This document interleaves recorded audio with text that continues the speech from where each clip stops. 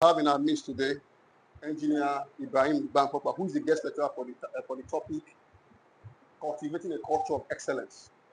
And our engineer is the Group Executive General Manager, Assets and Project Management at Dover PLC. So you're highly welcome, sir. Good to always have you. And for those of us who know him well, he has been very impactful, in our sections in Moonlight. And we pray to Almighty Allah to continue to guide you and make you a very good example. Continue to be an example for the Ummah. You're welcome, sir. And we also have our very own Sheikh, Mr. Jalil Oladimeji, our very own mentor, father, and our leader. So, without wasting much of our time, we would like to commence the program. And like I said earlier, it's titled Cultivating a Culture of Excellence. And you also agree that, right as it is now, things seem not to be working as expected in the country, because obviously we do not have that culture of excellence. If we do, I don't think we will be in the present state we find ourselves. So I'm sure there's a lot of lesson points we're going to learn. So let's get our writing materials ready, or we get the notes on our phones. Just as we all know, in our previous sections, each time we have our Sheikh, it's always a very impactful section, and we believe today will be the same. So inshallah, we'll commence the topic now. Similar, sir. وصلى الله وسلم على نبينا محمد وعلى آله وصحبه أجمعين. Foremost, I want to thank Allah subhanahu wa ta'ala for again giving us another opportunity to be here again. And then we ask Allah subhanahu wa ta'ala to bless this gathering for us. It's also important that we understand the why of why we're here. And that is some way for us to benefit ourselves with a beneficial knowledge, in a way that, the way we see the world. Of course, for the fact that we are all Muslim, we have a common reference point of the way we should see the world, but sometimes experience differs, and in the way we contemplate around life experience also differs. Our exposure could also differs, and that is when sometimes there may be need for us to have an exchange of ideas and the way and the manner we reflect around our world life experience. And I think that may be one of the compelling reasons why this forum may be very important. Every one of us could have sat back in our own respective home. We can read on our own, but sometimes the deduction we take out of it could be very, very different. And I think that's one of the benefits I got from the explanation of the Sheikh Al-Uthaymi in the Muqaddimah of this book. Skip my mind. This Ashar al-Mumti', when the Sheikh was, giving some insight into why the ulama in some places we even do sharh. And a single book you have a shuruh. You have a several explanation of different books. Why do we need several explanations? And the point is not far-fetched. The deduction, or what they call istinbat, that each of the alim will take from each of the work will probably be different. The way they see it may be different, and the level of deduction they may take out of it. And of course, when it comes to the Sharia knowledge, it has to do with how much you're close to Allah subhanahu wa ta'ala. And that is when the Imam Ibn Kathir, wa alaykum salam, Imam Ibn Kathir alayhi rahmatullah, was asked about the book Bidayah wa Nihaya. Where did you get this knowledge from? The only thing he could tell them is that in tattaqullah yu'allimukumullah. If you fear Allah, He will grant you the knowledge. So, and that is one of the reasons why sometimes you see an alim, a big sheikh, who go and see with a sheikh, and sometimes they ask them, they will tell you, I asked my sheikh, what is the meaning of basmala? I mean, basmala, why are you trying to, what is the need? Some of them will tell you, I asked my sheikh, what is the meaning of this bar in this contest? What is the meaning of this lamb? What is the meaning of this gym? What is the meaning of all these things? It's not because they are trying to show off, but sometimes life is about perspective they're getting. There's something we call a perspective they're getting, there's something we call a perspective they're taking. And that is also is one of the concepts I've recently learned. And it really helped me a lot. At some point in time, when I moved back to Nigeria, you will have acted innocently. But sometimes, before you take a decision, sometimes you just have to stay back a little bit and pick a concept, pick a context to the issue before you even take a position. And sometimes that's why we seek advice from ourselves. Because the way you see an issue may be totally different from the way you see, wow, I never thought of it that way. And that is the idea of perspective they're getting. And that is, of course, getting a perspective does not mean you're going to take that perspective. And that's why they have another notion of perspective they're taking. I think this is a group, I really want to encourage us that we stick to it. And then there's a way and there's a manner in which we rub off on our collective intelligence. There's another notion of collective intelligence. And I've had the cause to work with several nationalities. It's not that they are better off than we Nigerians, but what you find in their society is what they call the collective intelligence. In a way that there's a way things work collectively that you think the Oyibos are better off than we do, right? And they say your focus will determine your reality. That's a very profound principle I've realized in recent time. If you want to know somebody, perhaps just go to their DP. You will know the kind of person the person is. Because his focus will tell you much of who you are. Sometimes where we belong in terms of how do we shape our minds has a lot of influence. And that is why you have to belong to the right circle where your mind are betterly refined and your thoughts are betterly improved. Right? And of course, you don't want to belong to a wrong circle because it will have influence on what comes out of your mind. And that is one of the Athar mentioned in Talbis Iblis. One of the Salaf met with one of his sons. He was in the camp of the Khawarij or the Mu'tazili at the time, if I'm not mistaken. And the wife, what are you listening to them? Why don't you turn your fingers into your hair just to block your mind? Don't you know that in al-qalbu da'if? Your mind is weak. Anything that goes in, you may think you have a discerning ability, but you don't know how that opinion will find its way into your mind and it will settle there. You see a lot of people within our Muslim folk, somebody who had been very consistent with saying the truth, suddenly just saying rubbish. By the time you look at it, go and check the background. Who does he listen to? Who does he talk to? Which camp does he belong to? But we're human beings. We're weak. And that's why, the group, we have to maintain our focus. We have to maintain our why of why we even started in the first place, safeguarding it from every form of. But the reason why we started is very clear, just to sharpen our mind and try to balance our worldly life alongside with our Islamic life. I would not subscribe to anybody and say, what is this kind of group all about? Why do you read the book of all these things? Why do you do all this? I would not in any way subscribe to that. Knowledge is knowledge. Of course, anyone that will in any way be antithetical to your faith, then you have to distance yourself. Islam has explained almost everything. But sometimes when you look at the concept of that perspective you're getting, sometimes I read a book. I mean, these are my thoughts. I mean, it's just that somebody has taken his own time to put it in a coherent way. Sometimes I will just drop the book halfway, right? So, but sometimes you just want to see the way he has presented that an idea. Sometimes you read a book, they put it in a model form. I like model. I like things being a model. I like things being codified so that it's easy for you to grasp and keep into your memory, not something that is too lengthy kind of a thing. Sometimes I just look, okay, let me see the way he presents this concept. Let me see the model he has developed. Okay, I think this is quite a very, very, very nice. Recently, I came up with a model, something outside this discourse, and I was looking for a way of validating my model. I went to my McKinsey group. I saw, okay, I think this one, okay. I think they just put it in a different way. I think it matches everything I've also thought of in my own model, okay. I just keep looking around. Sometimes I throw it with my colleague in the office. Guys, let's debate this thing. This is what I've thought of. And I realized, alhamdulillah, I think it's a whole lot of things.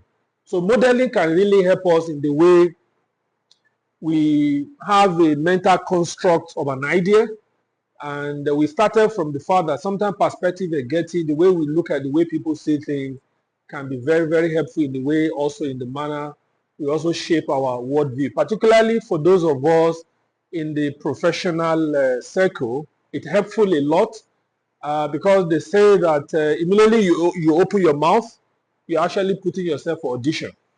That's the principle. Particularly those of us in the corporate world, immediately you open your mouth, just know that somebody is assessing you. Either your executive level, either your colleague, either whoever it is, every time you open your mouth, just know that you are being assessed. So the choice is now yours. You choose to talk, and that's what you see in the hadith. مَا كَانَ يُؤْمِنُ بِاللَّهِ وَالْيَوْمِ الْآخِرِ فَلْيَقُولُ خَيْرًا أَوْ لِيَصْمُتْ. Either you keep quiet or you say good thing. And nobody is compelling you to say something if you choose not to say it. You will only be held accountable for that which you have said. If you haven't said it, even Allah subhanahu wa ta'ala will not hold you accountable for that. لَا يُؤَخِذُكُمُ اللَّهُ بِاللَّغْوِ فِي أَيْمَانِكُمْ.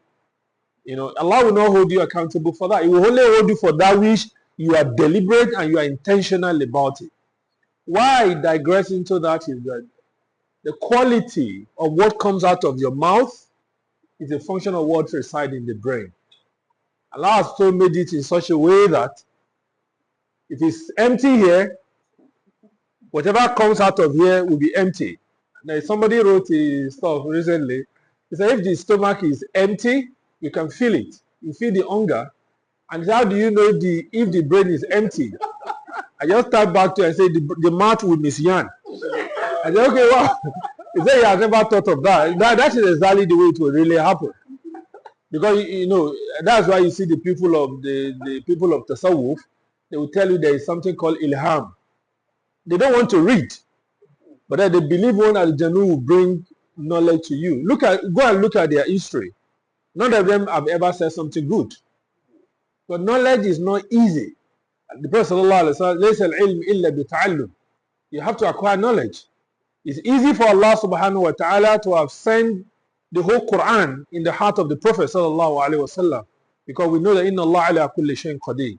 Allah is capable of all things. But yet, He sent Jibreel. And Jibreel will come in Ramadan thrice, particularly at the tail end when the Prophet sallallahu alaihi wasallam was about to pass on. What is that reinforcing? And we all know the hadith of Jibreel that he came, Rajulun Shadidu Bayadi Thiyabu, and all those things. He said, Ada Jibreel Atakum, liyu'allimakum dinakum. This was Jibreel, he came to come and teach you your religion. So knowledge is not something that you think will come from zero. It requires a deliberate effort. And one of the efforts is this kind of a gathering whereby we sit together, we tend to get perspective, and then for a lot of good reason, I just figure it out that it's good to read a lot. It's good to read a lot. It reflects the quality of what comes out of the mouth. It reflects the quality of your worldview.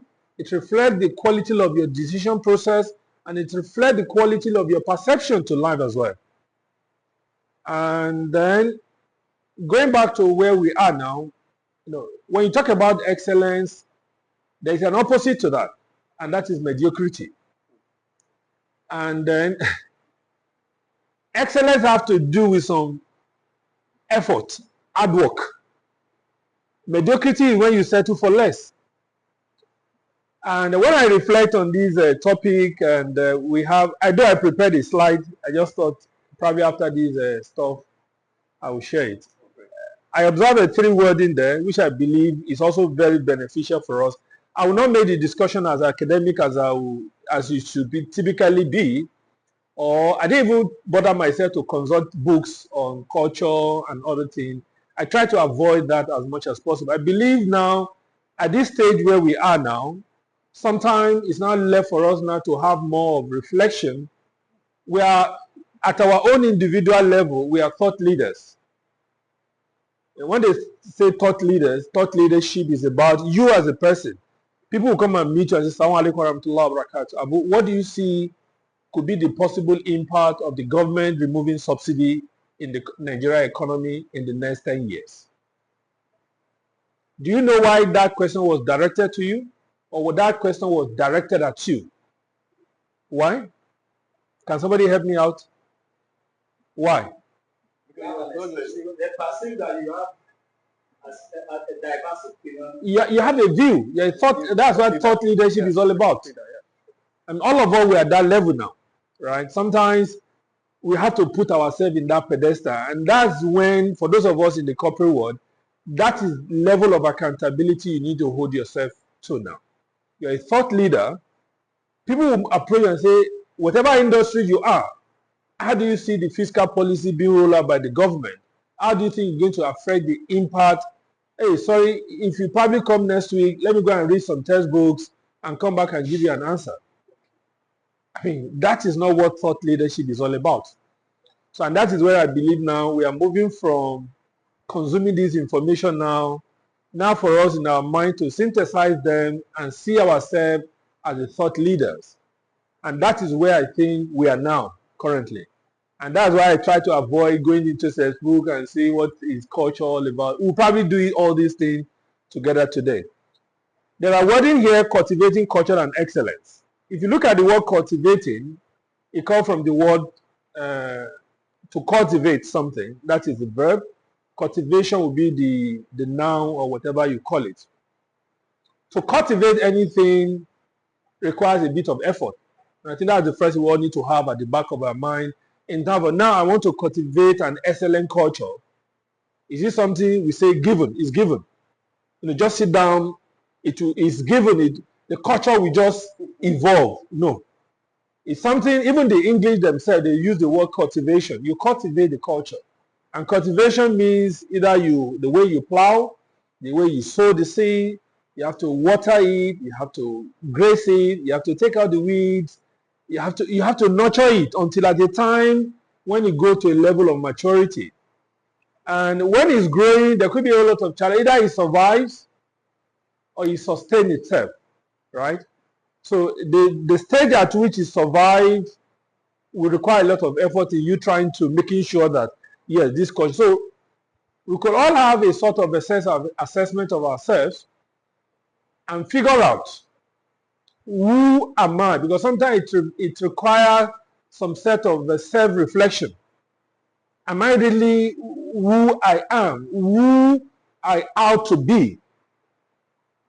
I mean, Allah says in the Quran, بَلْ إِنسَانَ عَلَى نَفْسِهِ بَصِيرًا. We can all judge ourselves. We can all assess ourselves. We can all you can deceive me, but probably not be able to deceive yourself. And that's why Yoruba will say, any burumo. You can talk to, and Yoruba will say, ẹgbà méjì ò ń jara wọn níyàn. Ẹni tó ń parọ́ fún bóun ò bá mọ̀. Ẹni tó ń parọ́ á mọ̀ lọ́kàn rẹ̀ pé irọ́ lòun pa. And that is when we have to hold ourselves accountable to say that, am I really, really representing any embodiment of excellence in any shape or form? And that's what that is what each and every one of us need to really recognize, that as a Muslim particularly, just like the way Allah subhanahu wa ta'ala will say in the Quran, Inna Allah yuhibbul muhsinin, Inna Allah yuhibbul muttaqin, Inna Allah yuhibbul tawwabin. Allah loves that. The same way when it comes to excellence, the Prophet sallallahu alaihi wasallam, in one hadith, I think it's narrated by Aisha radiyallahu anha, he said, Inna Allah yuhibbu rajulan idha amila amilan an yutqinahu. Allah subhanahu wa ta'ala loves a man when he does anything, he does it with itqan. Itqan means that you do it with detail. Itqan, that's something with daqiq, precisely, if you want to translate it in English, but precision also could imply excellence. Meaning that as a Muslim, Allah subhanahu wa ta'ala does not love mediocrity. That's the mafhumu al-mukhalafa, and what you understand in the reverse of that. If Allah loves excellence, He will not love the two together. He will not love excellence and will love mediocrity, right? So meaning that we as a Muslim is something we need to strive for, that as a person, that is why when you see some of the ulama, when you relate with them in their personal life, you see the level of detail, you see the level of discipline, you see the level of meticulous in the way they shape and they carry on with their life. The life of Sheikh Al-Albani alayhi rahmatullahi, in one of the instances, he was in the library and somebody came, alayhi salam, you want to start the chit chat kind of a thing. The Sheikh just ignored him. And he busy with his, and he get felt, the way majority of us we fell, and we assume of others' intention. He's an arrogant Sheikh, is this. Afterwards, Allah guided him to the Father, was able to pour what was in his mind. And he came to the Sheikh, I came and it seems you ignore me. That's Allah subhanahu wa ta'ala say, Inna ولا تجسسوا ولا يكتب بعضكم بعضا إن اجتنبوا كثيرا من الظن إن اجتنبوا كثيرا من الظن إن بعد الظن إثم. Don't assume anything, and this is one of the other principles I also work on, and I realized that in recent times. Don't assume anything. Don't ever assume anything. But Allah says, "Inna ba'da dhann." If most of these assumptions, like, see the way this brother was looking at me, see the way perhaps he doesn't have a good, he doesn't seem to be with me, kind of thing. But don't assume anything. Go ahead to him and seek clarification. So this person went back to the Sheikh and said, "Yeah, Sheikh, I realized that you weren't that giving me much of a time." Sheikh had to explain to him, whatever you think you want to engage me with, it will take you like nothing less than 20 minutes. Now you yourself, you have been in this library. Perhaps you will have observed the multitude of people who have greeted me. If I have had to squeeze out 20 minutes to all of them, what is left of the day? Right? What is left of the day? And I have my target for the Ummah. Just imagine the Sheikh has given it to that level of mediocrity in the way Imana will have used his time. We'll probably not have the much of what we have of those work of Sheikh Al-Albani, alayhi rahmatullahi. So meaning that, generally as a Muslim, it is an obligation on us to find a way to scale up the level of that excellence in everything we do. And the Prophet ﷺ said in that hadith, "Idha amila amalan," for the context of some linguistic stuff, if he does anything, and that's the way you translate it, right? Meaning that it's all encompassing. It's not a case of if he prays his salah, he does it meticulously. But when it comes to the relationship between him and his wife, it's called zero there. No.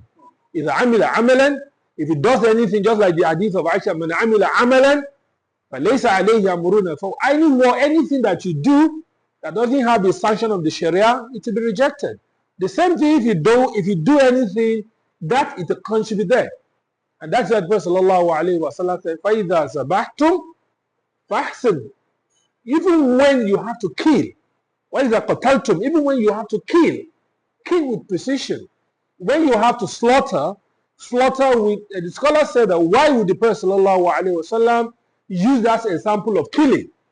But that is where you believe a precision is not necessary. You need to be very brutal. You need to be, just don't care.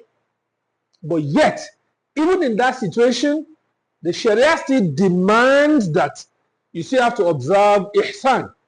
You still have to observe some level of decorum. You still have to observe some level of organization, some level of, perfection there. And that's to show you, and that will explain the concept of there's nothing exempted from the notion of that excellence in anything you want to do. When you want to go to the toilet, you still have to observe some protocol. When you get out of the toilet, you still have to observe some protocol. Even when you want to meet with your wife, you still have to observe. That means virtually in everything we're doing as a Muslim, there's an element of excellence that is demanded in us, particularly when it comes into your relationship between you and Allah subhanahu wa ta'ala.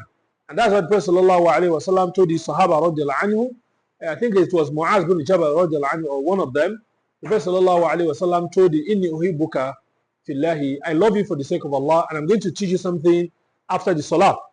So the Prophet sallallahu alayhi wa sallam was about leaving the masjid, and he heard the Prophet sallallahu alayhi wa sallam and say, "Ya Rasulullah, you promised me to teach me something the other time." And the Prophet sallallahu alayhi wa sallam said, never you desist, stop from saying at the end of every salat, Allahumma a'ini ala dhikrika wa shukruka wa husn ibadatik. Oh Allah, help me ala dhikrika, to remember you all the time. Wa shukruka, so that I can always give thanks to you. Wa husn ibadatik, and for me to be able to perfect my act of ibadah. And that is the peak.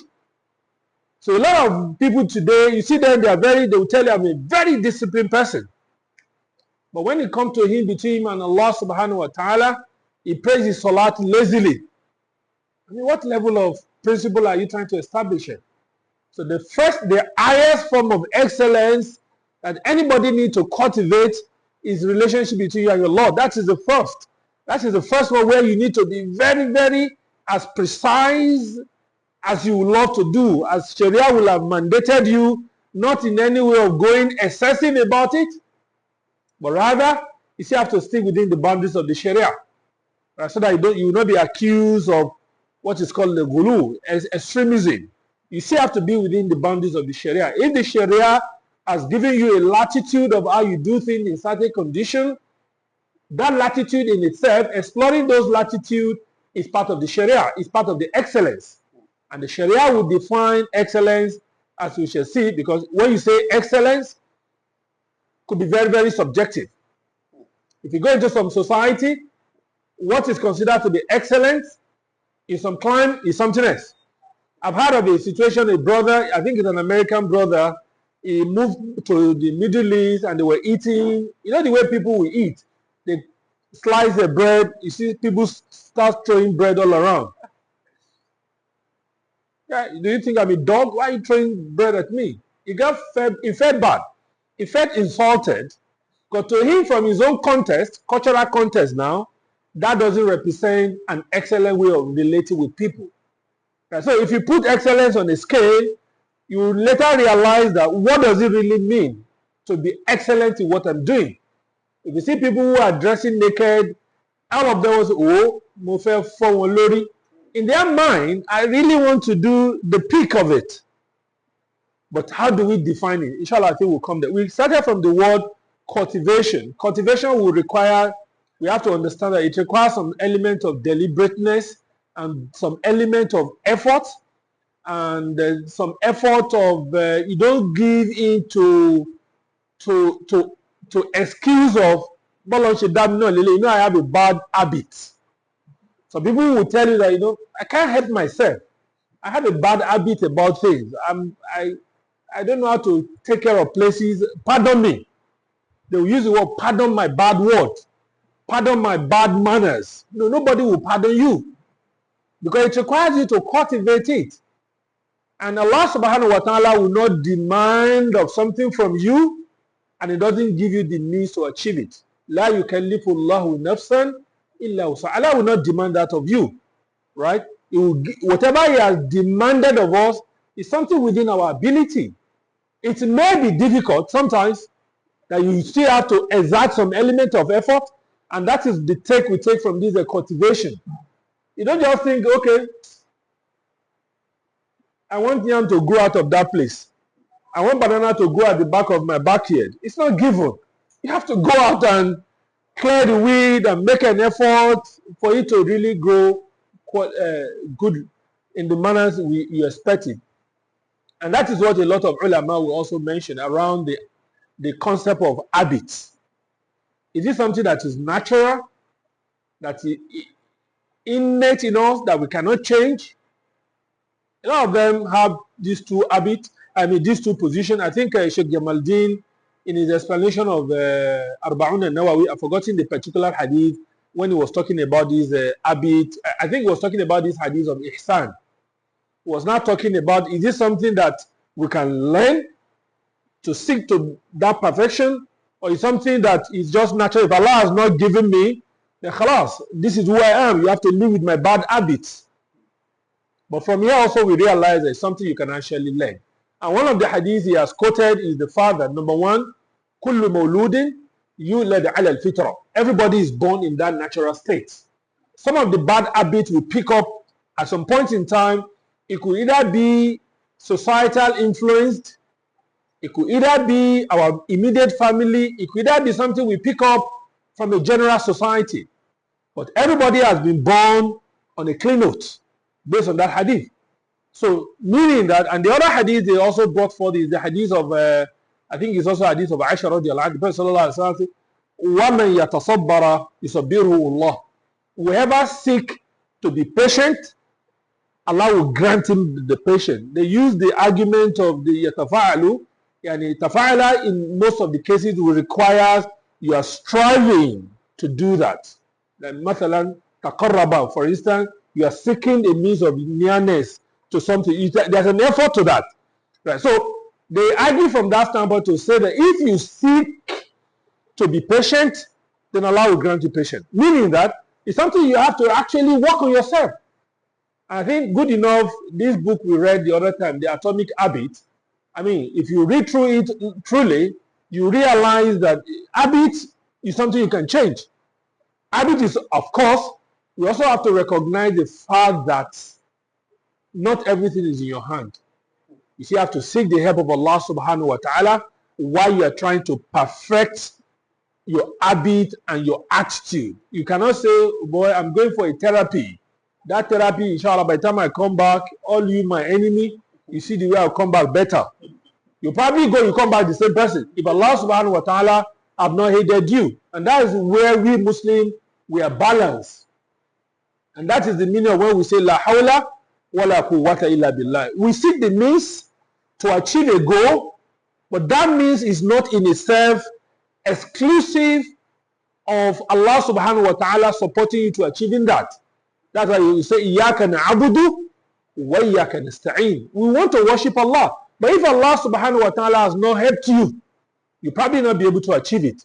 And that is the hikmah behind when the Imam Muadhin will say, Hayya ala salah, Hayya ala al-falah. What do we say in return back to the Muadhin? We say, La hawla wa la quwwata illa billah. Why is that the statement of hawqal? They will say it, right? Why are you repeating that same hawqal? In every other place you say, you repeat فَلِيَقُلُ مِثْلَ مَا يَقُلُ الْمُؤَذِّنِ. Say the same thing that the Muadhin is saying. But when you come to Hayya al-Salat, Hayya al-Falah, what do you say? La hawla. Why are you saying the hawqal there? What you are literally saying that the Muadhin is calling you to come and pray. If Allah subhanahu wa ta'ala has not made it easy for you, you probably not be able to answer the call. Is it everybody that answer the call of the salah that answer the call? Not everybody. For those of you that you have answered, it's a privilege from Allah subhanahu wa ta'ala that you have been able to answer. And if Allah subhanahu wa ta'ala has not made it possible for you, you probably not be able to achieve that. So, and that is the life of a Muslim. And this I think also we should have it at the back of our mind. Don't let us relent on our effort alone to think that success will come out of that. At no time, and that's what one of the meaning of the dua will say, وَلَا تَكِلْنِي إِلَى نَفْسِي طَرْفَةَ عَيْنٍ. Oh Allah, don't leave me to my affair for even for a second. Right? And Sheikh Al-Usaymi, in his book Ta'zim al-Ilm, he said that إِذْ لَمْ يَكُنْ عَوْنِ اللَّهِ لِلْفَتَى. If not for the help of Allah subhanahu wa ta'ala on the slave, فَأَوَلُ مَا يُجْنِيهِ اجْتِهَادُهُ. The first thing that will destroy is your own effort. If Allah has not helped you, the first thing that will destroy is your own effort. You keep struggling, if you have not had a notion, and that is why when we are going out in the morning, what do we say? We say, Bismillahi tawakkaltu ala Allah. I put my trust in Allah, but yet I'm still going out. I'm still going to, and that hadith, this one we have mentioned now, should reinforce that belief that it is not your effort alone. And every time you will keep recognizing the fact that it is not me that is doing it. That's what Allah subhanahu wa ta'ala says in the Quran. أَنْتُمْ تَزْرَعُونَهَا أَمْ نَحْنُ ذَارِعُونَ. Are you the one that you think you planted it? Is it we, Allah subhanahu wa ta'ala, that we actually make it to grow? If it's a process alone, if you put process in place, things should fall in place, right? But here it turned out otherwise. Look at the farmers now. They've been complaining the rainy season is terrible, things are dying. But they will have put in the processes in place. But why? So the point here is that even though we recognize the fact that we need to cultivate, we need to make an effort. then we need to recognize that it is Allah subhanahu wa ta'ala's support that will really make it a fruitful endeavor. So at the end of the day, while we recognize the fact that we know where we are today, we want to push the boundary up there. We need to make an effort, but know for sure that it is not your effort that will grant you the success. It is you making effort while you are seeking isti'anah of Allah subhanahu wa ta'ala, and that is the life of a Muslim in generality of it. Bain al-ibadah wal isti'anah. And that is what Imam Ibn Taymiyyah said, that we are people of ibadah and we are people of isti'anah. And we know that nothing of success will come وَمَا تَوْفِيقِي إِلَّا بِاللَّهِ الْعَلِيِّ الْعَظِيمِ. No success will record without Allah subhanahu wa ta'ala being in support of that effort. So in as much as we want to make an effort to better our life, to better our situation, we will make efforts, but at the back of our mind, we know that 100% this success will not be granted if Allah subhanahu wa ta'ala has not permitted.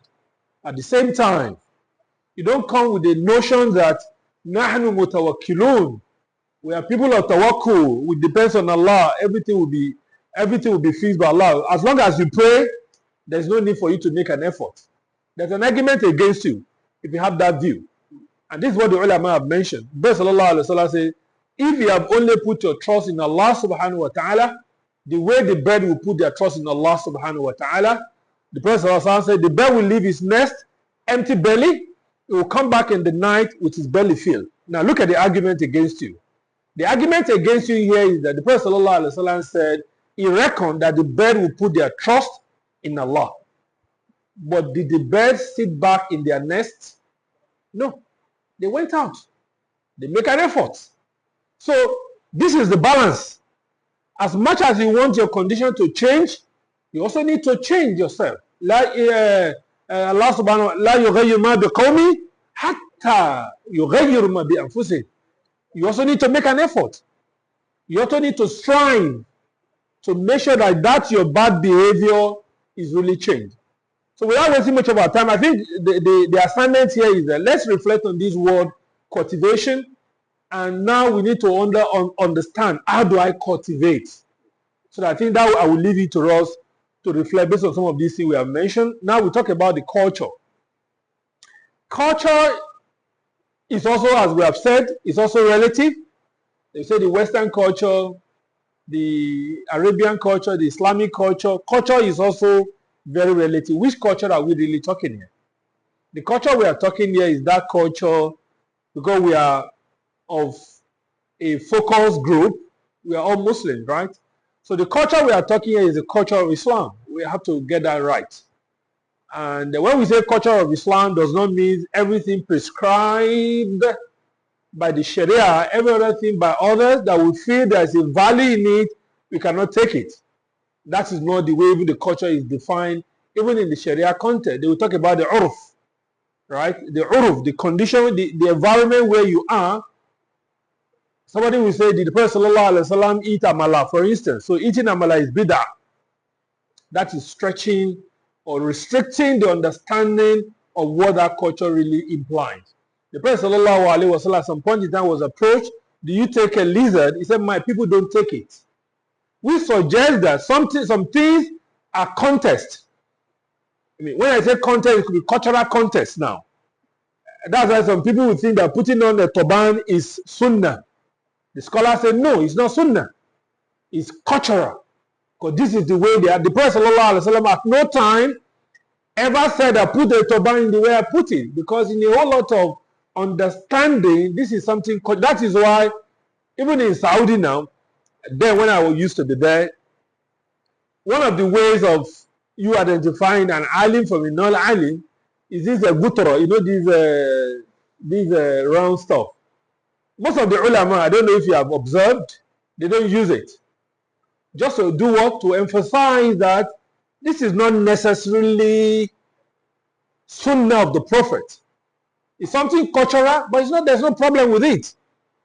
Right? So the same way we are going to take a view of this culture, Islam has not given a prescriptive model around how do we deal with the culture issue, but rather it has given us some parameter to measure Nobody will tell you that this is a sunnah clothing.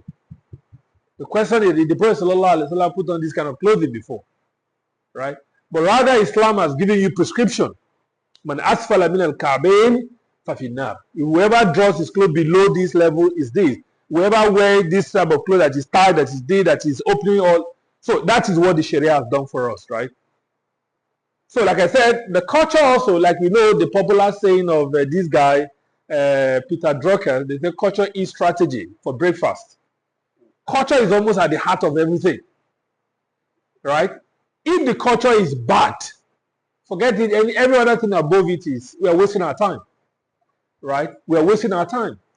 That is why the first thing you need to fix, if you need to make a change in any society, either within, let's forget about the society for now.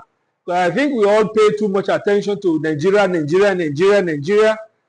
the one who is collecting bribe, 2 naira bribe, we even accuse Nigeria of a bad situation, right?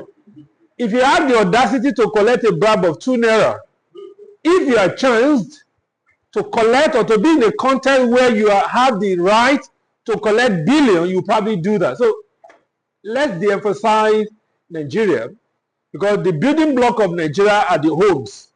Because the homes are bad, that is why we have a larger society that is bad. Right? So let's contextualize it in our own. So now let's imagine you want to fix a problem in anywhere you are, either in your office, either as a strategic leader, as a leader, line manager, and other things, you want to fix something. I think the first place you should start is the cultural part of it. And that is the knowledge we take from this statement of Peter Drucker that says that culture is strategy for breakfast. And this is a known thing.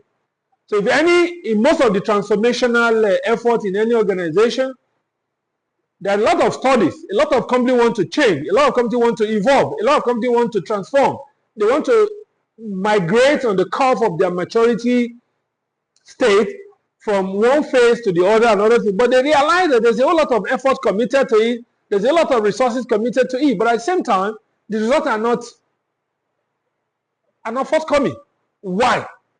The reason being that the culture behind the whole thing has not been fixed, and that is where everybody needs to pay attention. And that is why I think connecting the dots now, cultivation, culture of excellence. Now, the culture in itself adds some element to it, right? You may be seeing culture on the surface. This guy had a bad culture. These people have a bad culture. How Yoruba? I believe everybody speaks Yoruba, right? Yoruba ni amukun sọ pé òkèlè ń wò ẹ wò sàlẹ̀. Is there another version? Okay, great. Ó ní amukun ẹrù ẹ wọ́ olókèlè ń wò ẹ wò sàlẹ̀. And that's the exact thing that depicts the nature of culture. There's something they call the ABC of culture. ABC of culture is culture will start from the attitude. Then attitude will eventually graduate to what? Behavior. And it's that behavior that gets accumulated to become a culture. And there are a couple of quotes I've figured out while I was just trying to put up this presentation. He said the first step to change culture is to become aware of it. And that is when I talk about the self-reflection. Now, you want to change. I mean, let's talk about the excellence. We need to move. We need to improve. Improve what? If you don't know where you are today, there's no probably any reasonable metrics. They say what is not measured cannot be controlled. I mean, this is a principle in lean manufacturing, in some of these Lean Six Sigma and all this kind of thing. If you cannot measure it, you cannot control it. Now, if you have a tap of water in your house, there's no metering system to know how many volume do you use over time. There'll probably no room. There'll probably need no basis for you to say, one of your child will come to you, or one of your children will come to daddy. How do you know we are wasting water? Because it has never been measured, right? So if it is measured, then you can now think of control. So and that's what this statement is saying. That the first step to changing culture is to become aware of it. Where are we today? Are we really performing at the optimal level of excellence in any way. And sometimes the result can show for it. The quality of minds in our society, the quality of output, the quality of everything you can think of. You can have it as your measure of what are we really doing. So if you go to some other society, you probably see them doing better than we do, but there's a measure to it, right? So that assessment is not something that is just too subjective in nature. It's something we should be able to objectively measure it. Now the question is that, what do we want to measure, right? And I think inshallah we'll come to that. The other one I found there, which I found relevant, if you get the culture right, most of other stuff will just take care of itself. If you fix the culture around things, the mindset around things, other things will fix itself. And these are some of the learning I got from my recent, venture into education. When we are very young, you see parents, and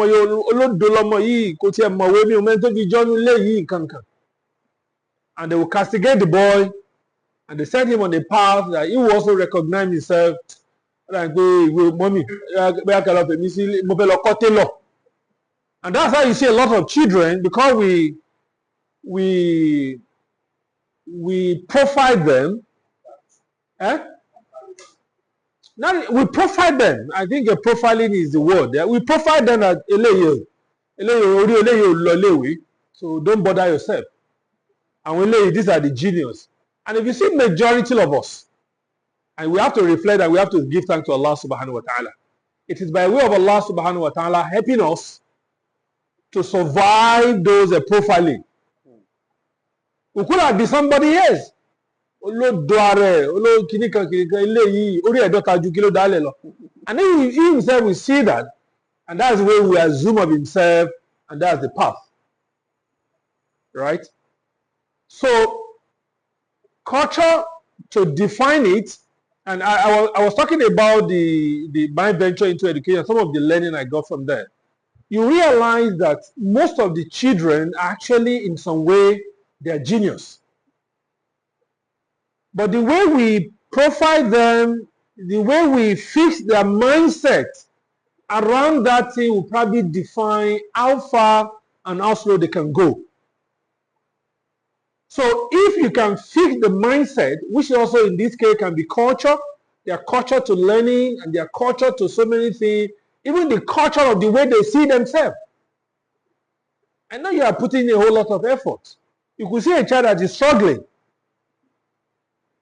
I know you are putting a lot of effort, but in those days, when we were in Ife in those days, some people, they will leave their room 8 o'clock, they will go to class, they will come back 6 a.m. the following morning. When the result will come out, we used to call them Igiwe Sodo in those days in Ife there. Igiwe. And some of them have, every other person have left the room to go and read in the academics. Would that be the only person? He pick up his bag, he will join the wagon, get to the classroom, just sleep. The following morning and other things. So, if in a whole lot of ways that we can fix the mindset, the culture around so many things, you will realize that everybody is malleable. It is the standard that we set. It is the context that we set. It is the culture that we set that will determine. Look at most Nigerians. When they travel abroad, go and look the way they behave. Because the context demands that you have to get yourself right. Even though some of them are beyond repair, but they represent a very small fraction. But if you see Nigerians, they behave, they follow rules and orders, and they follow a pattern. So the context, the cultural mindset around things is also very important. And I think where this will also help us, particularly at a family level, is the culture. If you are demanding excellence from your children, what is the context you are setting? I've seen a whole lot of parents that say, go away. Go and pick your book and go and read your book. And what you will later realize, those children will not heed to your cries and bullish shouting here and there. But what you're actually telling them, the culture you are setting is that, Daddy, this is not what matters to you. I want you to finish your Quran in 1 year. You're nagging on them, finish your Quran. They rarely see you read the Quran. So what you are saying that this thing you are telling me doesn't matter to you. If it matters to you, you should do it. So that context, the cultural context is very important. So when you are holding them accountable, your child is seeing you reading, they will read. You never read in your life. I want you to be a good boy. I want you to read a lot. If that reading a lot really matters to you, they will see it. So the context, the cultural context you set will define a whole lot of the change and the result you want to get out of that. And that is why when you look into a lot of, I know I can be laughing there, when you look into a lot of transformational effort or strategic leadership, unfortunately I couldn't make it the last time. Some of those things I like, discussing also. If the context is wrong, you could realize that you will put a whole lot of effort to change people, they won't change. Because you are not setting the tone that this is what is acceptable and this is not what is acceptable. The other one I found, which I also found very interesting, is we can change culture if you can change behavior. Meaning that the behavior in itself, like I said, you remember that ABC thing, attitude first. Because culture is just like an iceberg.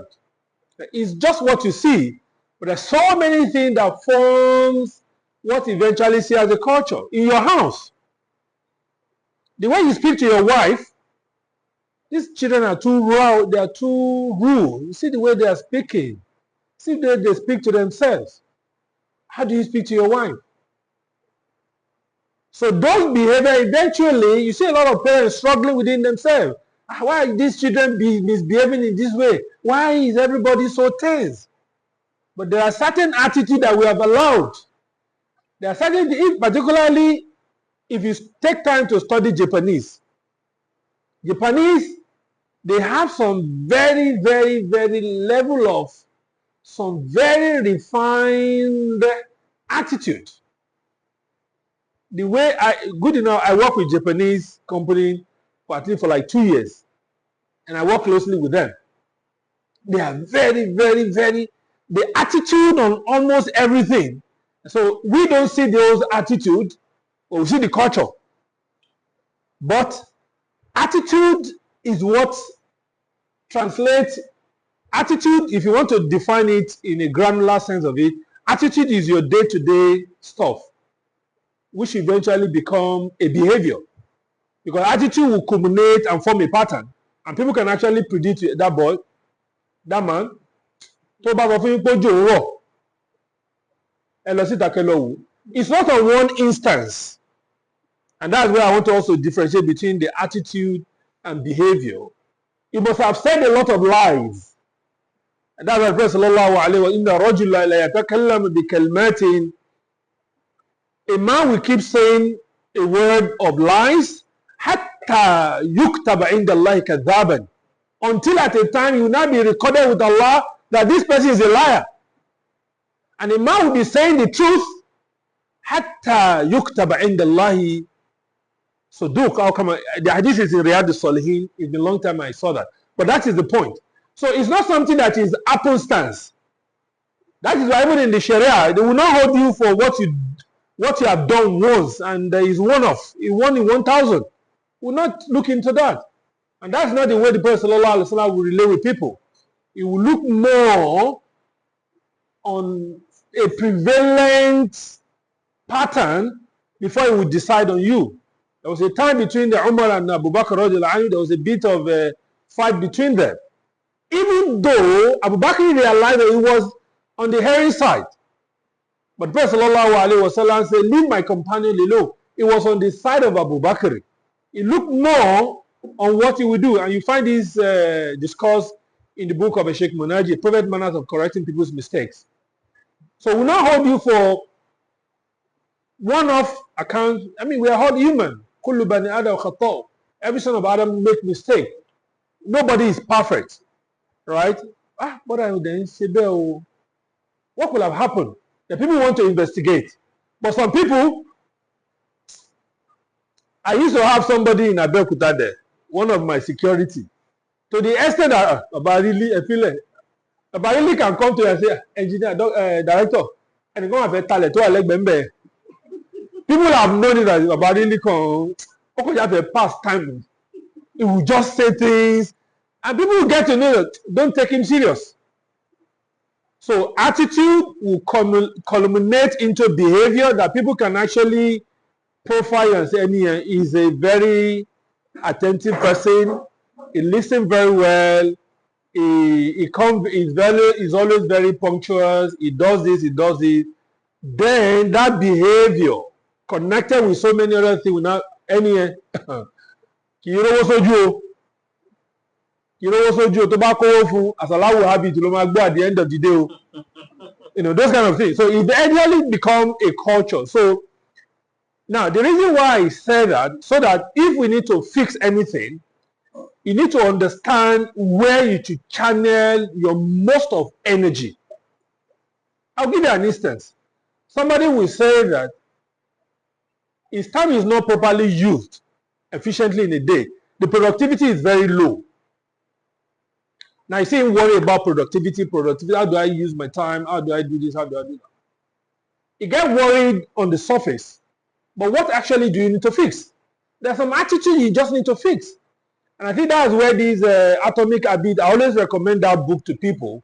It's very good as a starting point to fix some of these things. If you want to get yourself detox from social media, there's some habits, some attitude you just have to deal with. Either you log off yourself from social media, whichever one that you feel is taking most of your time, just log off. You will now realize what will now be your social media culture. Right? Some people will tell you that Moroso, take your time back, take your time. It's okay, fine. That's your culture. But if you really want to fix it, why don't you fix a situation whereby you think before you talk? Try to start fixing things at an attitudinal level before it gets to a behavior. And these things are so bad that it just takes a start.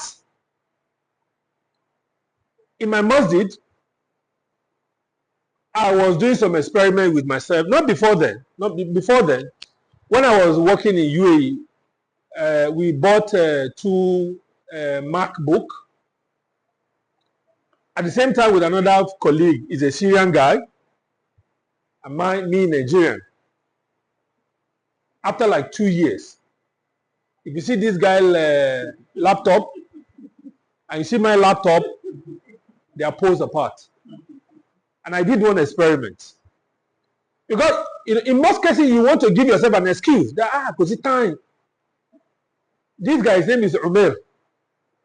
Anytime you want to pack for the day, you spend like 2 minutes or 1 minute. You take the cord, roll it, pack it properly, clean the stuff. And that eventually becomes an habit that eventually, I tried it. Now, if I want to pack my laptop, it has not become something subconscious of me. I will take my time, and the excuses you want to give yourself that you don't have the time, you realize that it's just a flimsy excuse. You will keep complaining, because it's time in Nigeria. In this same because it's time in Nigeria, some of your colleagues are doing something else. They're doing better than you do. So you can always give yourself an excuse, and you'll be excused. I used to tell my colleagues in the office, if you choose to give yourself an excuse, people will sympathize with you, and your excuse may be valid. What you call a pity party. People come and do pity party with you. They will pity you. That's what it means. But they, in their own corner, they are waking up at night, they are putting 1 or 2 things together, they are adding more value to themselves. You keep giving excuses for your bad behavior. So this guy, until I did that, and I realized that I started doing that easily. without any. I tried another one also. I didn't want to reinforce, but in the masjid, I would just see them the way they pack Quran, they just dump it anyhow. Every day when if I have the chance to lead the salat, sometimes the way they pack the Quran, I will take my time, I will arrange it, and they keep looking at me every day. People observe. It now become an habit that people now know that I will find my time to arrange those Quran. Not that they will not arrange it properly. Let me show you what I typically do. Like this now, I will not allow this. If you want to arrange it,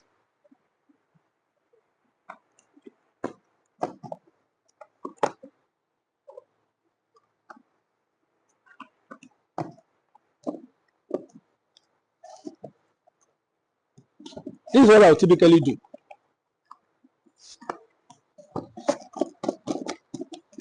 And I'll do the same thing. So, and I later realized that any one of them who want to pick the Quran, sometimes they will flip the other side. Now everybody now understands that they need to arrange it in the way the Imam will typically arrange it. And that, it starts from attitude. It now becomes a behavior. And that is why we manage school. I always tell my own people, sometimes when you ask a student to do certain things, it's not the academics of it that you're trying to get out of it. Because when you measure a person, you have a metrics of quantitative, it has a good result. What about the behavioral part of it? What about the cultural side of it? I usually say, not that your Igbos are far better than we do, but you see what make them outshine, largely a cultural component of it, the attitude to work. They get to the office, they don't get distracted in social media like we would do. We get to the office, we start discussing Arsenal and Barcelona. They don't do that. They just get disciplined, don't talk to me, I face your work, I go home. And that is why the productivity is far better than what you do. So for those of us that run schools, for those of us that have a children, don't entertain bad behavior from attitudinal level. Pack your shoe, put it in the right place. Because this will eventually become the way they will become later on. Some people are disorganized. If you see their home, all these things will end up being an habit. And sometimes they said habits die hard. In Arabic, a poet said, Man asha ala shay'in shabba alayhi wa man shabba ala shay'in mata alayhi. If you live on something, you grow old on that thing. If you grow old on something, you probably die on that thing. And that's why the Prophet sallallahu alayhi wa sallam said, there are categories of people, Allah subhanahu wa ta'ala will never forget them. He said, a shaykh zani is somebody who is an old person, and yet he still keeps doing zina. Even though he doesn't have the energy, but that has become part of him. So the point of repentance is far away from him. And this is where we also need to be very careful. Even our children at home, the excellence we want to reflect as a family, we need to start instilling in wash your clothes. I will go into my children's room, guys. This room, this is not what I want. And they know me. I can be very, very, not that I'm 100% okay in terms of my organization. Akin is more organized than me. He has a folder. I always send me the link of your phone. I'm very bad when it comes to that, but he's very organized. I'm not being it's not a jumble. I'm not being flattering, He's well organized. He's always my go-to person when it comes to something organized. If I need a file, I know I will have lost it somewhere. I can pull an email of 2020. I mean, that is a whole lot of things. And all these things add to the excellence you want to reflect at the end of the day. If you cannot manage yourself as an individual, that excellence will not reflect in you as a person. And this is where we also need to be very careful that the need to be excellent is culturally linked. That if you cannot fix some behavioral pattern, you just keep struggling within yourself. I want to be better, but you just keep falling back. I want to be better. But if you have not addressed the fundamentals, then probably you'll not be able to do that. I don't think we need to go into what is a culture and other things. Those are just We know that. We say culture is a collective belief, value, behavior that eventually, form the way and the manner in which people see themselves. Yeah, culture also takes a whole lot of position in our worldview of life, the way we see things, our cultural worldview. You see a lot of people, it is just some cultural mindset that is dragging them down. Now, for instance, let's say in the office, for instance, you see a lot of people, they play a lot of politics in the office. And I always tell people who work with me, I say, the only competition you have in life is yourself. And let me explain how I said it has a cultural dimension to that. Even within my staff in Abeokuta, I always tell them, let's believe in Qadar. Allah has decreed everything. Everybody has their own pattern to life. Everybody has their own path to life. So your path is not crossing this person's life. Your success in life is not dependent on this person or not. Everybody has his own unique path to life. So that is the cultural view. So why will I go to the office and try to undermine your success? For instance, knowing fully whether if I undermine your success, it will not add to my own plate. Right? Whatever I have, you can't take it. I cannot take what Allah has decreed for you. It's not possible.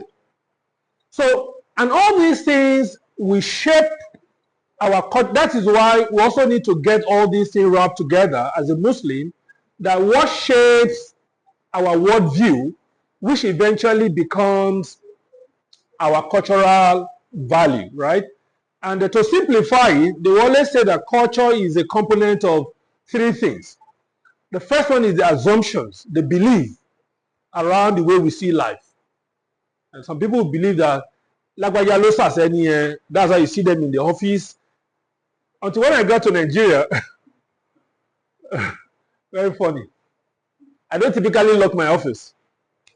I'll just go out and one of my colleagues just get, engineer, am I fiki office in learning? I know, that was when we were in water quarantine. I said, no, am I shebeo? Am I tilek, am I muki in Daniel? It took me a bit of a time to, not that I'm totally unaware that people can do sihiru to themselves, but because of my long outside the system, I've lost touch of those reality. Okay, I will keep doing that. Now, that in itself will shape a lot of things. It gives me a lot of hurdles. Who do you talk to? Who do you relate with? Who do you trust? Who do you? So many things will come in play, right? So the point here is that a lot of belief system will shape the kind of culture that eventually reflect. But for us as a Muslim, alhamdulillah, the culture that Islam has set for us, they are always above the line. The culture of put your trust in Allah subhanahu wa ta'ala while you take your caution. Know fully well it's only Allah subhanahu wa ta'ala that is in control of everything. Nobody has the control over what your life will look like. You know that your success will not come except it come from Allah subhanahu wa ta'ala. And you know all these things.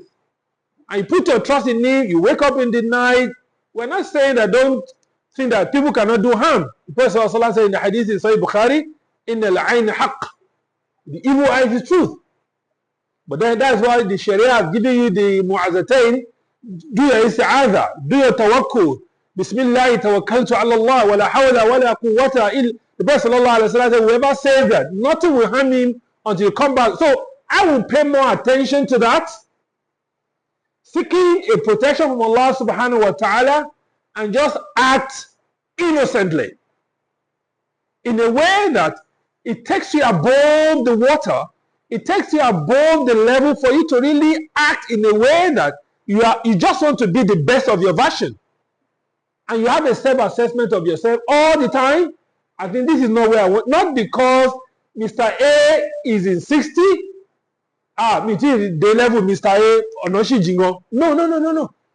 Because you realize that everybody has his own unique strength and weaknesses. For you to benchmark yourself against somebody else, it's just like you're trying to demean yourself as a person, right? Because this person may be able to read within 1 hour and he grabs it. You will probably need like a 20 hours to grab the same concept. So why are you benchmarking yourself? It leads to frustration in most cases. And that is why you see the tendency for suicidal attempt is on the rise. Because people tend to benchmark themselves, what we call external validation. And that's why you see a lot of them on social media. If you go to ShopRite, innocent people will park their cars. These people will just keep hanging around, taking pictures around people's car, and immediately they put it on their DP, Olortishe or Notila. I mean, why do you, in one of the books I will recommend, he said, why wasting your time proving yourself instead of improving on yourself? And they call it perception management. What a lot of people prefer today is perception management. How do they see me? Let me put on a good clothes. They might get to office and say, I'm made in China. No, I have to look for money to buy expensive one. I can only afford Nokia 3310. Why only me among my peers is not using the iPhone? Let me go and buy money. Let me go and steal money. Let me go out of my way. That perception management is what is pushing a lot of people off the guard. And if you're not careful as a Muslim, we've seen instances of people who will say, MashaAllah, brother. They also want to have this perception management of how people see them. They go into so many things and they lose their pedestal. So rather, you don't need any source of external validation for who you are. You are who you are. You just have to, we are all work in progress. We are not saying that you dress shabbily. No, this is who I am. No. The Prophet sallallahu alaihi wasallam, some of the hadith, deduction from the hadith of Jibril, when Jibril was asked, in that hadith he said, Istala alayna rajulun shadidu bayadi thiyab, shadidu sawadi sha'r. The ulama mentioned that why was his appearance was so important to have been mentioned in that hadith. Because your appearance matters a lot. It is the way the people will judge you. And that was why the Sahaba la yura alayhi athar al-safar wa la ya'rifuhu minna ahad. And that is what confuses the Sahaba. Because they never saw any trace of death, any trace of anything. We don't know him. He looks so strange from amongst us. If he has dressed shabbily, they could have confused him. Perhaps he's one of the Bedouin. And the ulama said that because Prophet sallallahu alaihi wasallam said at the end of that hadith that hadha Jibril atakum liyu'allimakum dinakum. They said that everything that Jibril has been described in that hadith is part of religion. Even to dress properly is part of religion. To look clean is part of religion. Because that hadith said that hadha Jibril atakum liyu'allimakum dinakum. He came to teach you about your religion. You don't say, no, I'm doing the zuhud. That is why the ulama keep emphasizing. A lot of people, they got the concept of zuhud wrong. Zuhud is not when you put on a tattered cloth. He said, it's when you run away from that which is going to harm you in the hereafter and is not benefiting in this life. That is the zuhud. You could be a rich man and yet a zahid.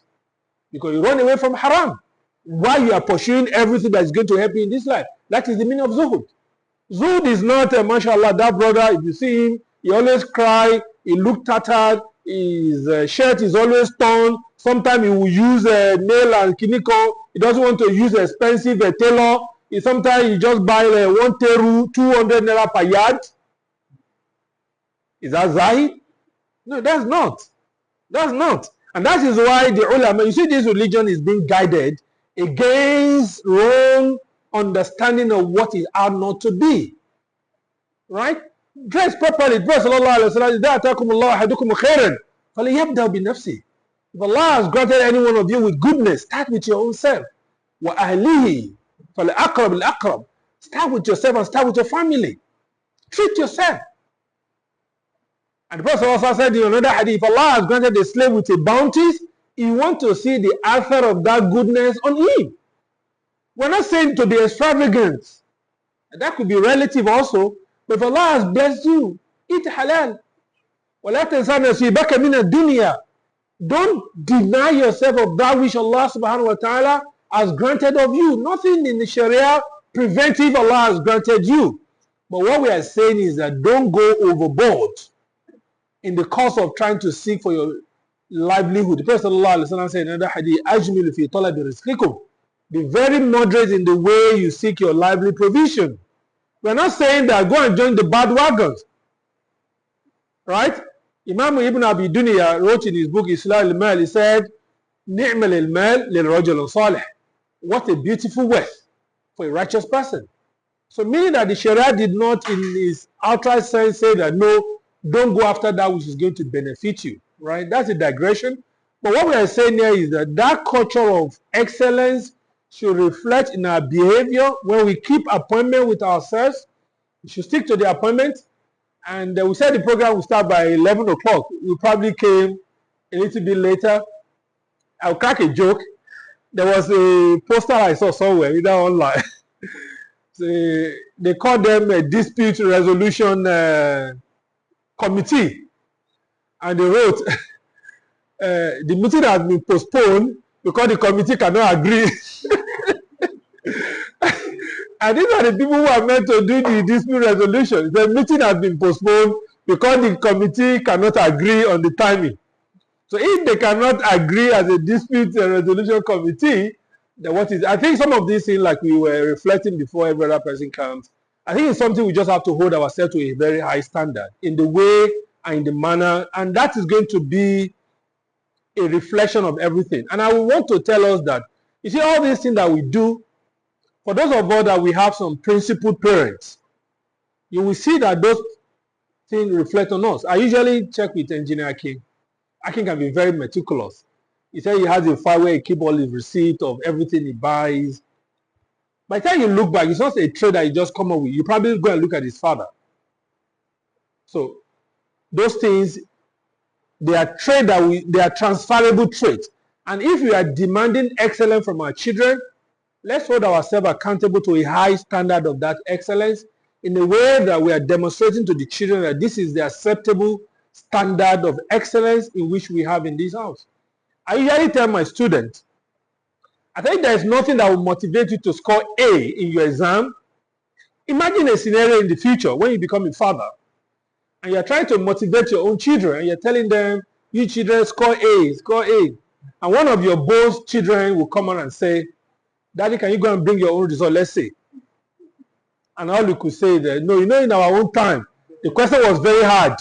That's why I scored F. If you have to just put in the effort today to showcase a value for the coming generation, then do that.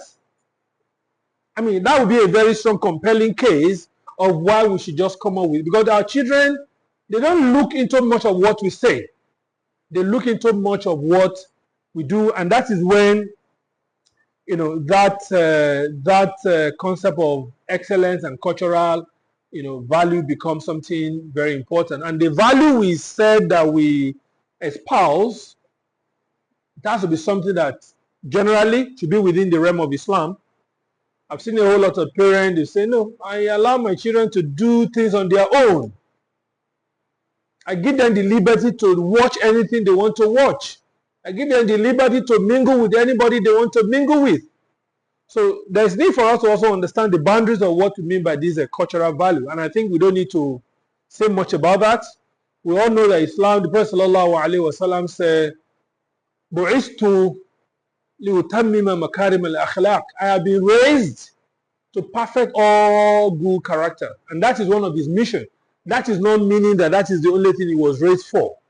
But just to tell you that character plays a whole lot. And that's what some of the Salaf said, that whoever is better than you in character is better than you in religion. Let's say both of you have memorized the Quran and he is a little bit better off in terms of some traits and habits, then that person is better than you.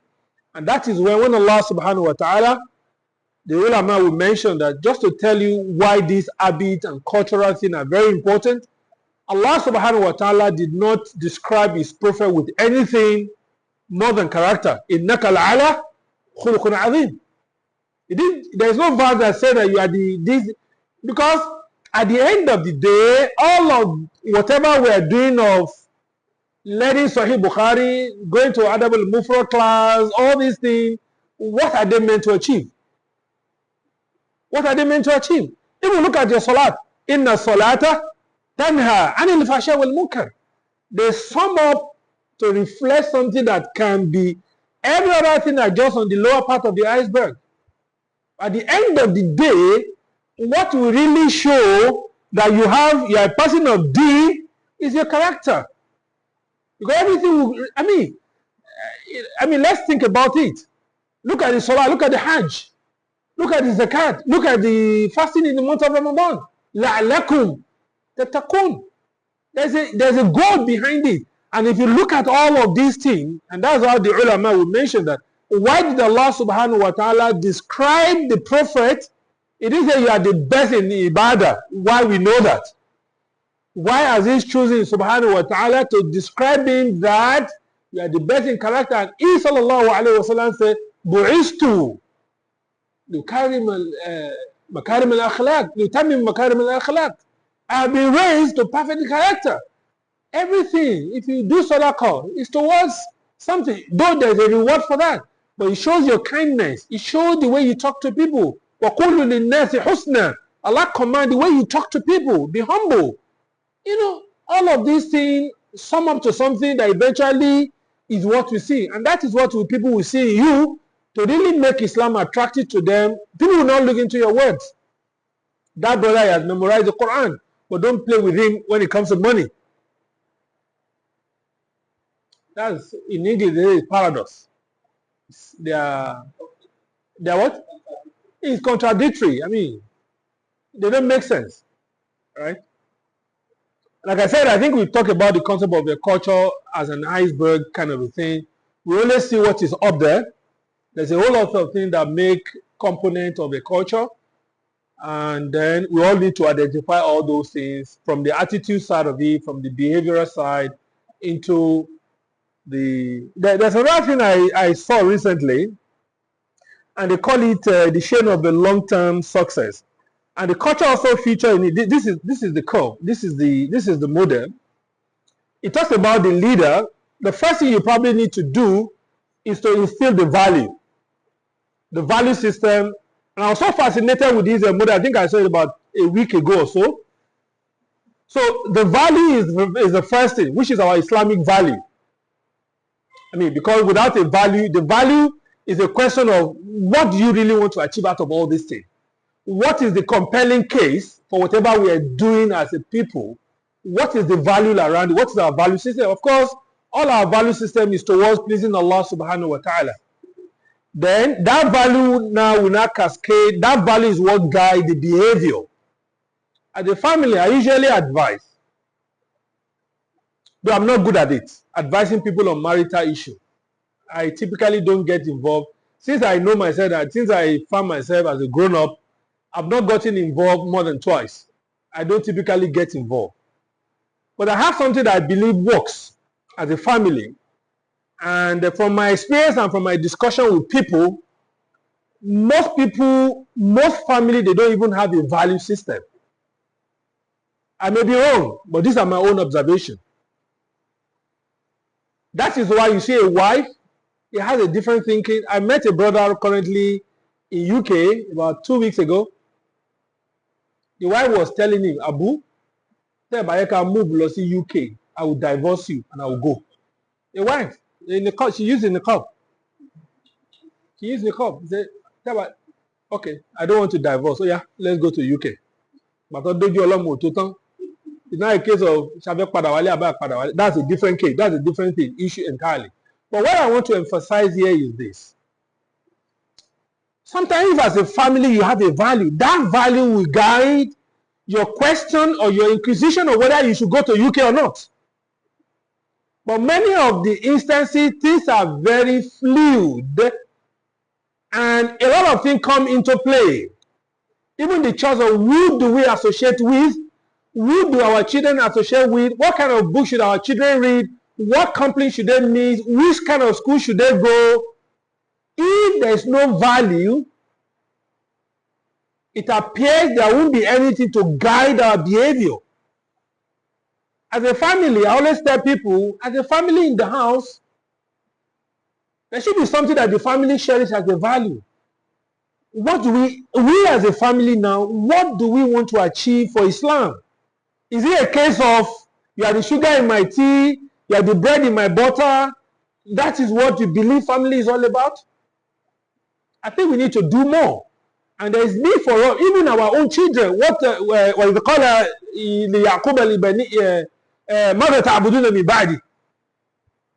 I mean, reflect on this verse of the Quran. The father is about to die and is asking the children, what are you going to worship after me?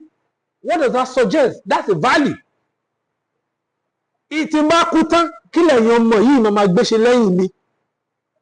نعبد إلهك وإلى آبائك إسماعيل وإسحاق ونحن له مسلمون. Right?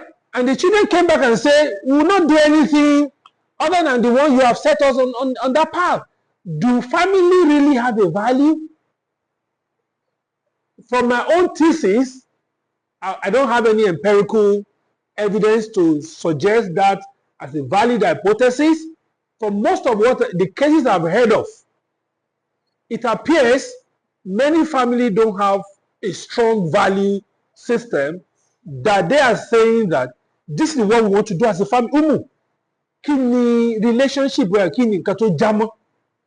Kí la fẹ́ fi ṣe? Why are we coming together as a family? What kind of children do we want to breed? I've seen a wife that would typically put her children in a very expensive school just for the husband not to have enough of saving to marry a second wife. Wallah Azim, I heard this with my own ears. And this person is using the cup. Now, probe that kind of thinking for a lot of good reason. If you think the family has a value system that is well understood by others, do you think that value will not be a shared value that, Abu Ongbiyoju,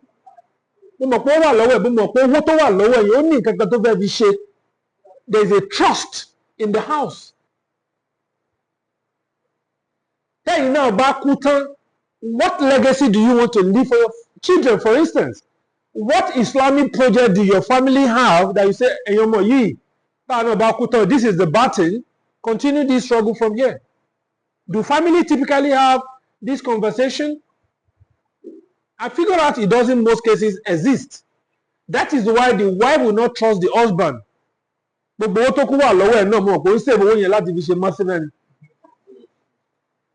If there is a shared value, the wife in itself by default will say, I know it's for a reason. There's a shared value. It may tell you that, there are denominators that all of them understood. And they are not just saying it on the word of mouth, but it's something that has become the value of the household. What do you typically discover when you are in the house as a family, for instance? You understand? I mean, these are questions we should ask ourselves. What do you discuss in the house? At our leisure time in the house, what do we typically discuss? And do you realize that this value eventually will translate into the excellence we are trying to project? You'll be surprised. Dr. Bilal Philip, may Allah preserve that brother, is really doing a lot. At some point in time, I tried to just investigate him a bit. Where did he get this energy? The check is almost going to 80. It's almost going to 80. But you still see him going all around. And his vision of creating university for the less privileged, he didn't get support from where the support typically should come. He just keep doing it. I just took my time one time. Let me follow this man properly and try to understand the family background to it. Do you know that his mother was a missionary, Christian missionary, even in Jos in those days? I came to a conclusion. These traits, this value of doing dawah is something that has been handed down from the parents. And that is what you see in him. So as a family now, what value system do we have? That will translate into culture. And that is what you will see in a lot of people that are exceptionally performing at some level of degree. These are things that their parents have handed over to them. Let's ask ourselves, because if those values are not there, there's nothing to guide our behavior, right? And he mentioned that, he now said the behavior will now shape the culture. The value, the behavior, the culture, and that culture is what is going to underpin the commitment. I mean, the culture there, you need to get committed to it. There's an equation I recently read about It talks about the principle of accountability, and it discussed this Albert Einstein equation of relativity, E is equal to mc squared. And he said, the experience you get out of everything, E, is a function of your mindset around it, which is the M. The mindset is not enough, because if you don't have the right mindset, I want to change myself. I mean, just like this guy discussing the atomic habit, you want to lose your weight. There's no commitment to it. Just keep coming back. If there's no commitment to it, you'll probably not be able to move a needle. Then he now said that the C squared there is a commitment. For anything you want to achieve in life, aside the fact that there is a mindset to want to achieving it, you realize that the C squared there is in the exponential. You have to double your commitment. And if the culture is not there to drive the need for why you should commit yourself to it, then this also takes us back to the idea of cultivation. There must be some element of commitment to us trying to nurture the right attitude. And of course, that commitment is what is going to fuel your engagement. The need for you to keep getting involved, working on yourself, keeping on yourself, not giving yourself any excuses and other things. And he said that will boost the performance. Of course, your engagement to that is what is going to translate into the performance. And I said that is what is going to drive the long-term success. I think this is a very good model that we can keep at the back of our mind.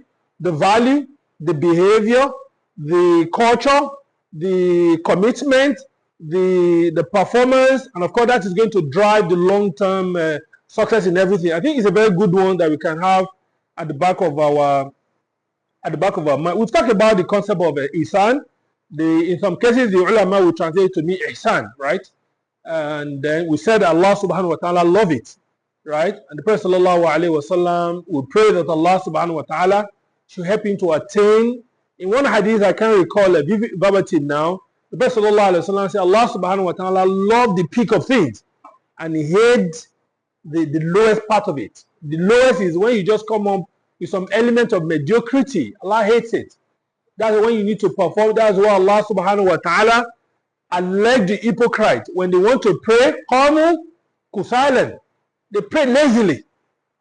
Right? The Prophet sallallahu alaihi wasallam will seek refuge with Allah subhanahu wa ta'ala from laziness and incapacitation. Allahumma na'udhu bika min al-ajzi wal kasal. Meaning that these are things you have to distance yourself away from. And of course, to achieve the excellence, just this morning, like I said, I was just trying to find a way of codifying what excellence could look like. What does it mean to be excellent? And of course, we know that the word excellent comes from the word excel. So to keep it at the back of our mind, I say the E there will mean an effort you have to put in there. For you to really excel, there is need for you to commit to that. If you see people coming out and they talk, you are fascinated with that, or see somebody performing at an excellent level, the rest assured, it's not something that doesn't just happen by click.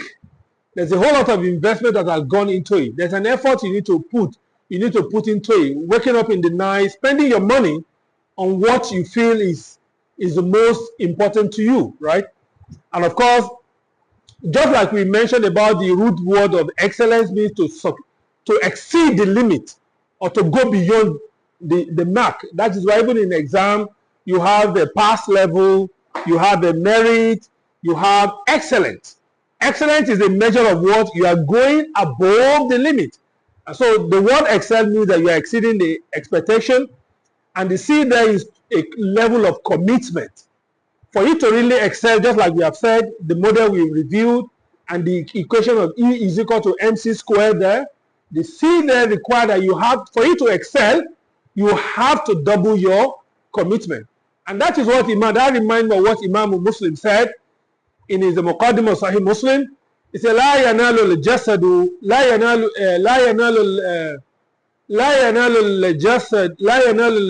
براحة لا تنال العلم نعم لا ينال العلم براحة الجسد. You're not going to achieve a knowledge when you feel relaxed. It doesn't come that way. And knowledge is not cheap. Right? It's not cheap. If you see the lack of Sheikh Al-Albani, all these ulama, it was mentioned that Sheikh Uthaymin alayhi rahmatullah, they would typically sleep less than 3 hours a day. Less than 3 hours a day. Look at Sheikh Al-Albani alayhi rahmatullah. Look at any alim. There's an iceberg. There's a lot of effort that goes into it. So meaning that if you really want to excel, if you really want to operate at this level, you probably need to cut a lot of things. I'm not saying you shouldn't go and greet, but sometimes you just have to manage your time properly, right? And that is what commitment is all about. And of course, the E there I said, it implies the excellence oriented. In life, just go for the best. Don't accept mediocrity, right? I know a couple of people I've worked with in the past. If you develop a draft of any document, you bring it to them, they'll put red. No, go back. Go back. And that is the level of accountability we should hold ourselves to, right? Now, while I was coming, I had to prepare for this slide just yesterday night because of my tight schedule. Ordinarily, I could have come here and say, let me just write a few things I want to say in a paper and come here. But I just feel that to prove a point, even some of the minutest detail, just put in some extra time into it and make it look good. And that is when you hold yourself to a very high standard of accountability. And we talk about the L there, we talk about the personal leadership. The leadership there, you have to lead yourself. And if you read so many of the books, once it's my time, let me know. Yeah. You have to recognize the fact that a lot of improvement that will come out of us is about leading inside out.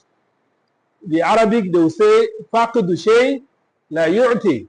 You can't give what you don't have. So you have to lead from inside out. And that's what I think this book talks about. It talks about the leading inside out. Right?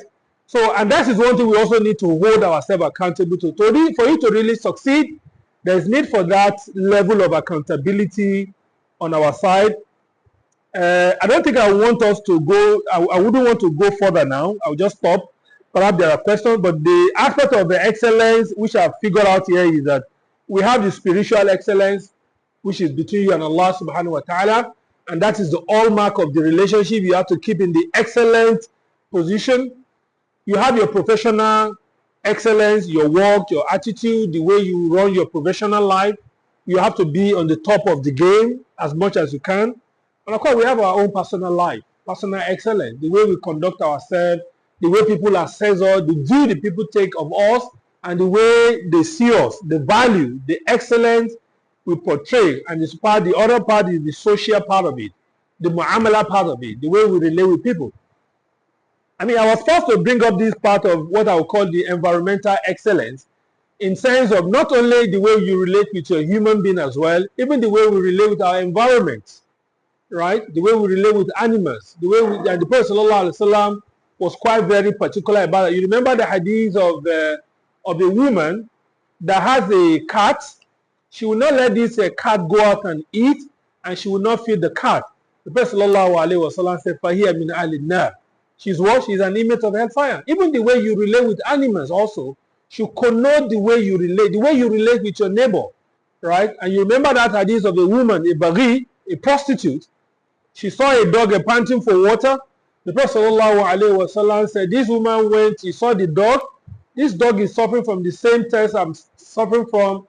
She went into the well. She put water out of the well with her shoe. She fed the dog. The Prophet ﷺ said, فَشَكَرَ اللَّهُ لَهُ Allah subhanahu wa ta'ala thanked her. And by virtue of that, she became an inmate of Jannah. So meaning that the way we relate with ourselves also, the way we relate with our environment, sometimes you just have to create an excellent environment around yourself. Let your environment be neat enough, be calming, not, the Prophet ﷺ was not known to be dirty, right? His environment are always typically clean. So these are some of the excellence that is also very important that we also reflect. And of course, all these excellent values, they are wrapped in the concept of al-ihsan, al-ikhlas, al-istiqamah, wa-sabru, wa-shukru, wa-tawbah, wa-taqwa. All these things represent a couple of elements around the concept of excellence. I mentioned it again, al-ihsan, al-ikhlas. Because for you to judge yourself that you are until when you are sincere with yourself, that you really want to move the needle, you have to be sincere with yourself. Al-istiqamah, you have to remain on that path. That path of excellence, which they call the continuous improvement, right? And that for us to know that the concept of istiqamah is something that is also very, very important. You know the Sahaba that say, "Kulli fil Islam qawlan la as'alu ahla ghayrak." فقال رسول الله صلى الله عليه وسلم قل آمنت بالله ثم استقم. Tell me something of Islam that I'm not going to ask anybody again. The Prophet صلى الله عليه وسلم told his Sahaba قل آمنت بالله ثم استقم. Istiqamah is also very important. And there is one thing I read recently, it said, if you are good today and you are not becoming better tomorrow, you are going worse. If you are good today and you are not becoming better tomorrow, by default you are going worse. So the law of diminishing return will set in. So istiqamah implies the continuous improvement. If you are good today, strive to be the best. If you observe the 2 rakah of Qiyam al-Layl today, promise yourself you are going to do better.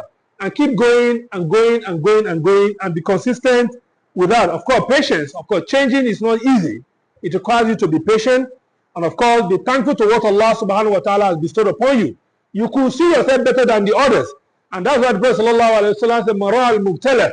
Whoever sees somebody that is afflicted, let him say, Alhamdulillah, alladhi afani mimma ibtalaka bih. Wa faddalani ala kathirin mimman khalaqa tabdila. You could be better than others. That does not mean that you should despise them, thinking that you are better off than them. It is just by way of Allah subhanahu wa ta'ala showing His favor, and He has bestowed that favor on you. You have to thank Allah, and you have to appreciate that which He has done for you that He has not done for others. By saying that carry Lord, Alhamdulillah, alladhi afani mimma ibtalaka bih, wa faddalani ala kathirin mimman khalaqa tafdilan. Of course, sometimes we have to be constant in our tawbah. We want to improve, but we realize we are not going forward. You want to break away from a bad habit, you just realize that you keep coming back again. Keep coming back again. Perhaps your tawbah is not enough. So we need to look into our private life individually. What do you do in the closest form of your room that is blocking you moving up? Either by way of Allah subhanahu wa ta'ala, making it a punishment upon you, not for you to achieve the much of what you said to achieve. But one of the Salaf said that sometimes I see the sign of my disobedience even in my household. When your wife goes wide with you, you always blame others, but you don't blame yourself. Perhaps when your children go wayward, you blame their mother. You don't blame yourself. Perhaps it is your own inaction or your own bad habit that is resulting into that. We ask Allah subhanahu wa ta'ala to accept all of what we have mentioned. And then lastly, the taqwa, know fully well that وَمَنْ يَتَقِ اللَّهَ يَجْعَلْ لَهُ مَخْرَجًا وَيَرْزُقُهُ مِنْ حَيْثُ لَا يَحْتَسِبُ. One of the means of achieving this excellence is by way of your taqwa. Allah subhanahu wa ta'ala can bless you.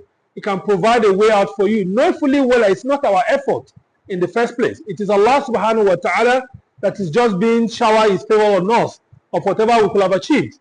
And how do you get more of that? It is by way of your taqwa. Allah says, وَمَنْ يَتَّقِ اللَّهَ يَجْعَلْ لَهُ مَخْرَجًا وَيَرْزُقُهُ مِنْ حَيْثُ لَا يَحْتَسِبُ. And you are thankful of that. إِن شَكَرْتُمْ لَأَزِيدَنَّكُمْ. We ask Allah subhanahu wa ta'ala to guide us aright. سبحانك اللهم وبحمدك أشهد أن لا إله إلا أنت أستغفرك وأتوب إليك. السلام عليكم ورحمة الله وبركاته.